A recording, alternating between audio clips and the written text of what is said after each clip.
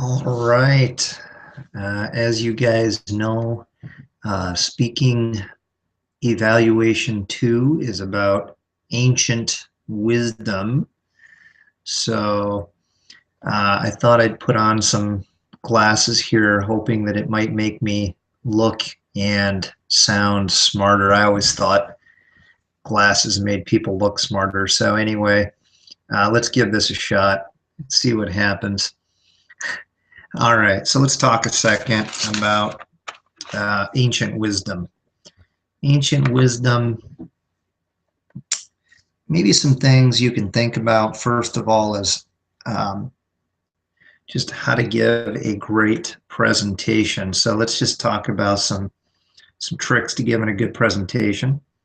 Um, just a couple reminders. Let me get rid of this goofy. I'm not sure how to turn this off now. Ha ha ha. Very funny. Okay, here we go.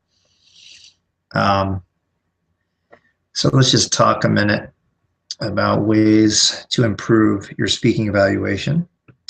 First of all, remember your stage presence.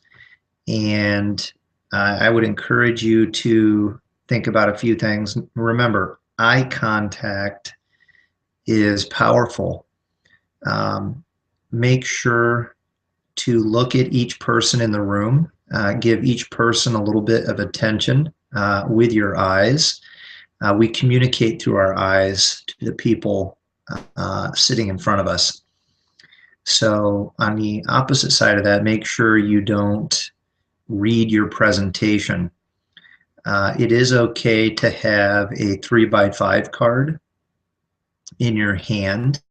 I noticed during the last presentation, many of you used a notebook or a larger piece of paper.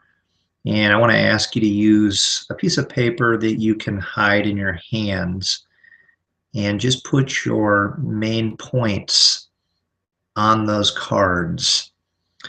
That way it'll look professional and you won't be in danger of reading your presentation.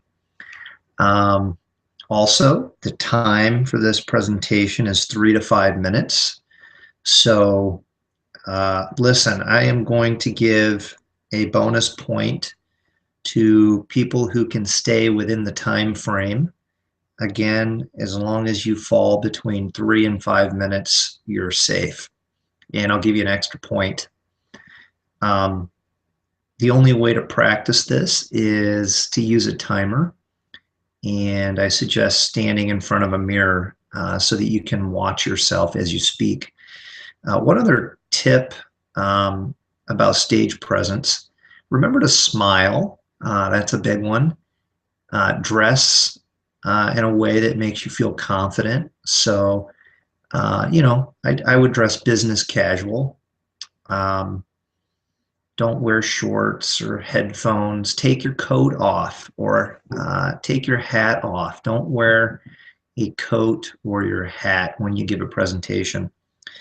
And then I think the other thing I would mention is don't move around unless you have a reason to move. A lot of times when people get nervous, they move back and forth on their feet or they do funny things with their hands. In general, don't move unless you have a reason to move. All right. So anyway, the topic of this presentation is ancient wisdom from your culture. Of course, we're taking the theme from chapter 4 in our speaking and structure book, which is about ancient wisdom, and they use feng shui from China to kind of discuss this topic. But what I'd like you to do is think about ancient wisdom from your country.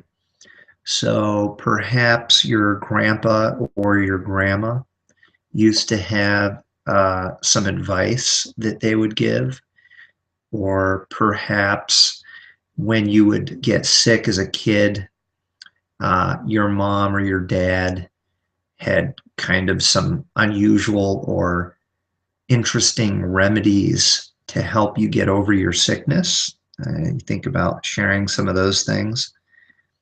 Um, Maybe there is some superstition or commonly held beliefs in the culture of your country that maybe doesn't really seem to make sense if you think about it, but everybody believes it's true. Um, like, for example, in America, we think the number 13 is unlucky. Uh, and you'll notice in a lot of high rise buildings on the elevator, there's no 13th floor. So just kind of strange and goofy, uh, commonly held beliefs. Those can be very interesting to discuss.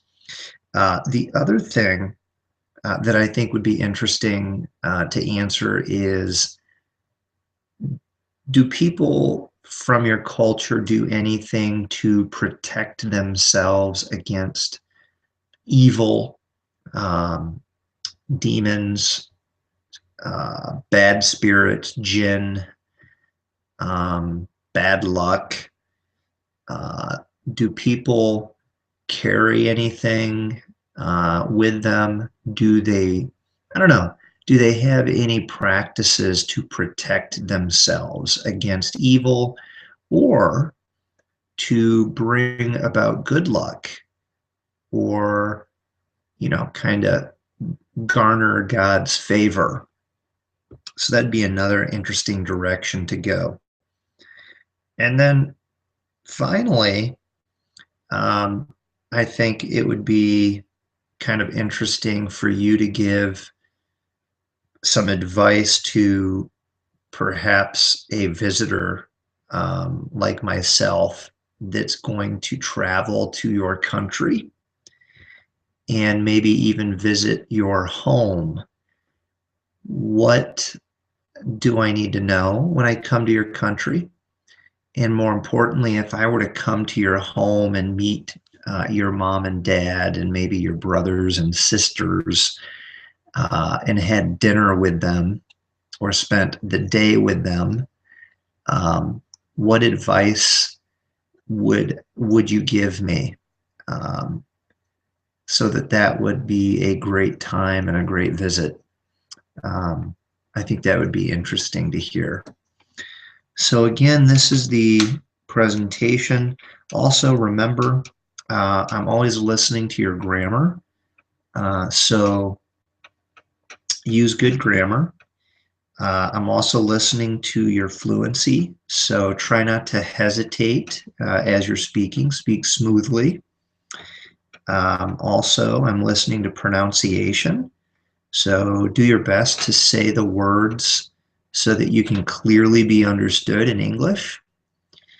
I'm also going to be grading your vocabulary.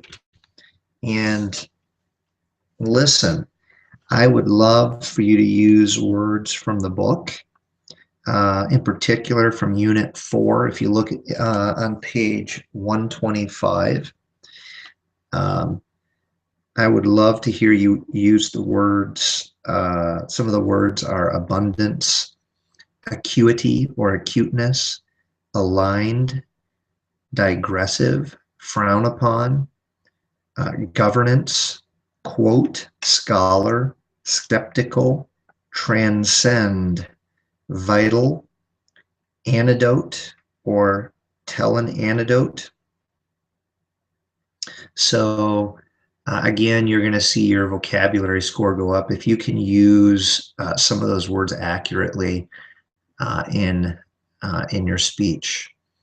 All right. Well, I'm looking forward to hearing these speeches and learning many wonderful things about ancient wisdom from your culture. So at this time, I'm going to sign off. Remember, the bonus point on this particular presentation is going to be the time, 3 to 5 minutes.